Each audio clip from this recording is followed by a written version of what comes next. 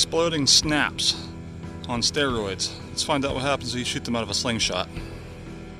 That's what they are, not your traditional snap bangs. They've got quite a bit more bang to them.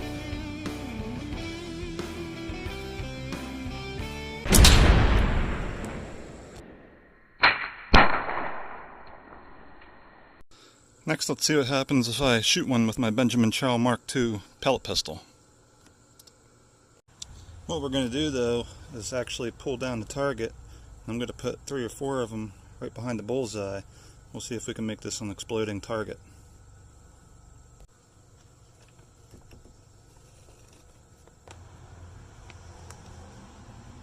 Just like that.